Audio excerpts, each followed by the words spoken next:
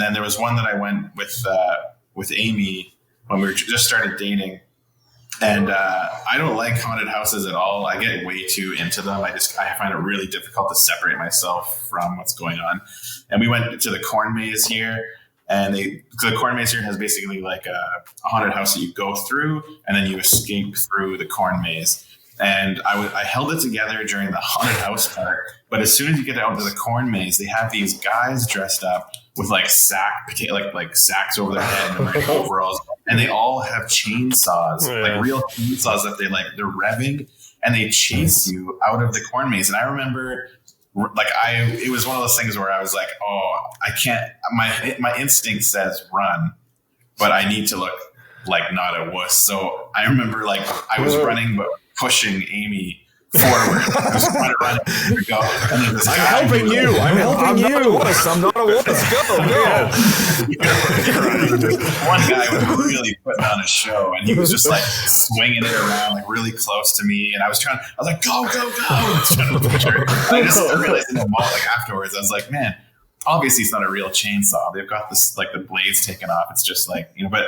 Yeah. I just get way too into it, and I can't separate myself from it. And afterwards, we were just like, I was out of breath. I was just gassed. I'm just like gasping for air laying on the ground. I just went through something real bad. But those are the only two like immediate ones that came to mind. See, that's awesome, because what I was going to talk about was that I've worked in a haunted house. I wasn't the guy with the chainsaw, but we had a guy with a chainsaw in that haunted house. Yeah. I did Deadmonton one year, which is a really good haunted house.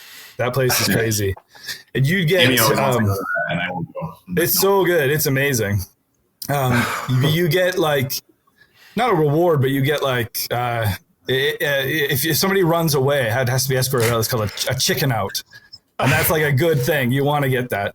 There are also, code brown and code yellow when people shit themselves and piss themselves. I can't imagine being so scared I shit myself. I can't even. That would happen fairly regularly too in that place. But that's wild. Generally the year I did it, there was a lot of different things. It's cool because they have like. They try to really mess with your senses. So there's like a place with sand where you're kind of underwater. There's like a house in it, like an actual house that you walk through inside this giant warehouse that you're in. And that year they had kind of an Alice in Wonderland theme going, which is weird, but I was the March Hare, and it was just kind of this insane character, and that was fun. But the best, every once in a while they'd give me different parts based on who was there.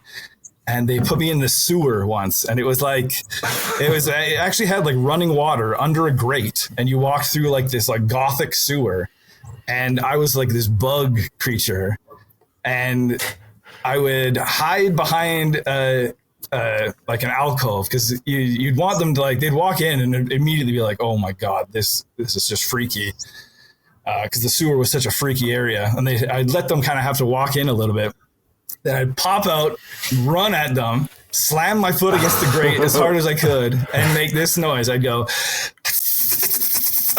as loud as I could, and that freaked people out so much. And then as they walked by me, I would do like Last of Us clicker. I'd go,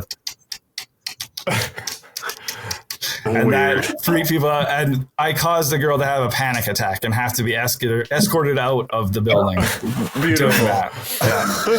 That was my proudest moment. How do you know if someone pisses themselves or shits themselves? That I don't know. I never did that. The only person I got out was that was the only person I got out. Yeah. So you hear on a headset like code brown or whatever, code brown. Freak on a code brown in the sewers. No, they just get escorted out, and you hear about it after. They're like, oh yeah, we had 2 code yellows today or whatever. And you're like, I don't even know.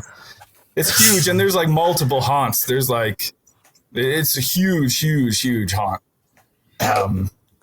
And the only other thing I'll say is on the last day, like they do the Halloween weekend, and then they do the first weekend in November, and to bring people in, they do a lights out thing where all the lights are turned off, and you only get 1 glow stick for your group. One glow stick per group, and man, that was fun. Scaring people in the dark. Freaky.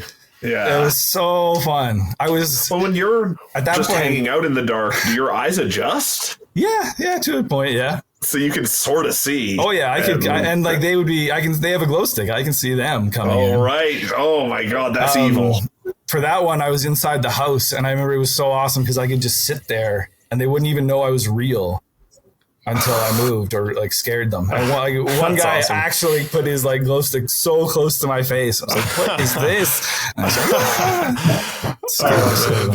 It was a hard job, but it was a really fun job. I've considered. And did you ever get or anything like someone freaked out so bad they attacked them? Or I don't think that ever happened. There was one when I was in the house one time. I had a place behind the front door, so people would walk in, and then I'd come out from behind the door and scare them. And that I was like pretty close to them, and that was the closest I ever got to getting punched. There was a few people that would go like, ah!